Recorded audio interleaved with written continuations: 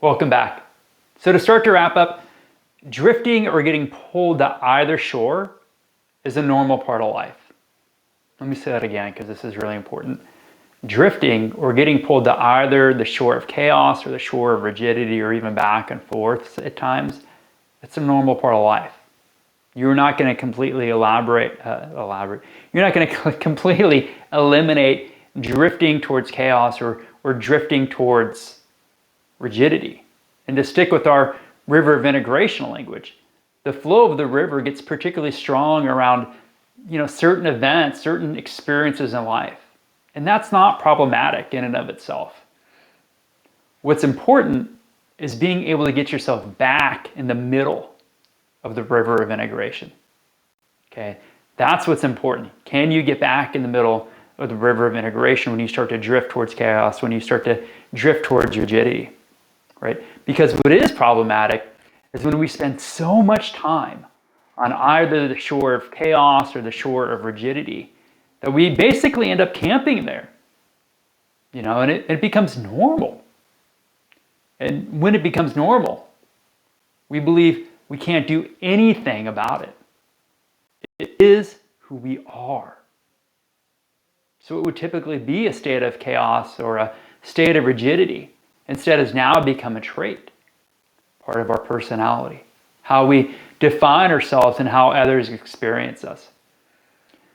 So in our work, you and I can tell you're improving is when you get stuck less often, you get unstuck faster, and when you do get stuck, you have a better understanding of what happened and how to get back in the middle of the river. Now, research has demonstrated, this is important, research has demonstrated that for real change to occur, self-awareness is a prerequisite. It's required. So you don't have change without self-awareness, right? This is why it's important for us to discover what's happening in you when you do get stuck, and then for you to understand how you can get unstuck reliably and consistently.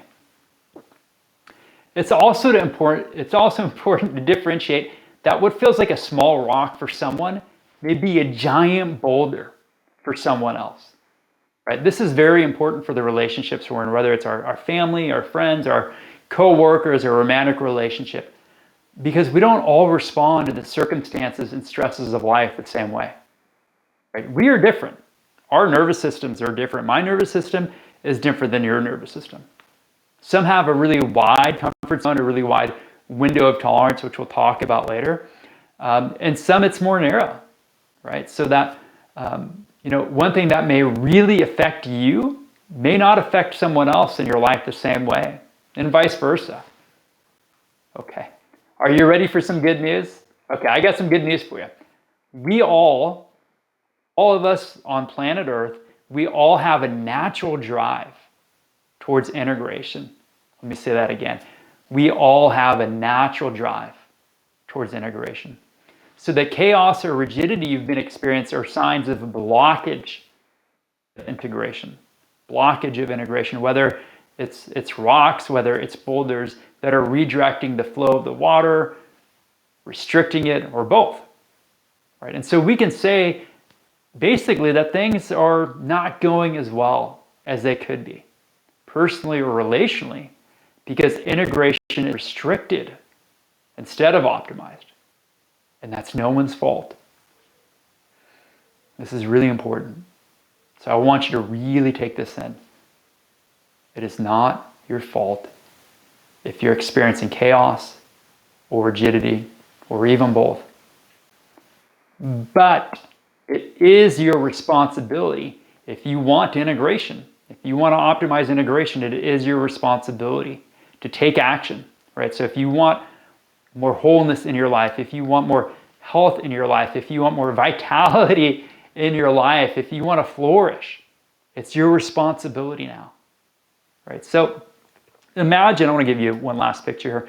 Imagine you and I are walking, hiking, whatever, and we're basically outside, okay? We're not walking on the street. We're walking on a trail. And there happens to be a creek or a river, right? And, we walk the creek, the river, and then let's say we come back in a month and we go to the same trail, but this time the river's dry. The creek's dry. Like there's maybe this little trickle, but there's no water coming down it, right? But as we continue to follow it anyhow, we see that, there's this blockage in the river, right? There's this beaver dam, right? Because we see the beavers at work, they're building the dam, right? And so it's not that the river stopped and that the river ran dry from a drought. It's that it's been blocked. The river's been blocked. That's why there's no water coming downstream, right? The beaver dam's blocked it, right? And so what could we do? Well, we could basically engineer a way around it, right? We could trench, we could dig a path around the beaver dam and divert the water around the dam, right, and get it to restore. So we'd be working smart. We'd be working hard, right? We'd have to get some shelves and all that, right? Or we could work right and remove the dam, right? We could remove the blockage to the river, right? In our work together, right?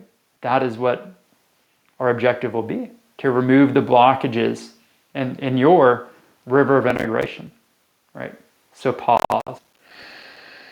How's this feeling for you? Does this feel like the right direction for you? Okay. Right. So once we start treatment, you and we're going to build off of this to get into more specific ways to move forward and to promote healing in your life and important relationships. So for the last time, I'm going to ask you to take a quick pause and just ask, how's all this feeling for you? Does this roadmap I've laid out feel right for you? Does this seem like a way of working that would be helpful and beneficial for you? If so, then reach out to me now and let me know. And assuming there's room on my caseload, we can get started right away. I look forward to hearing from you and getting started. Take care. And again, thank you for your time.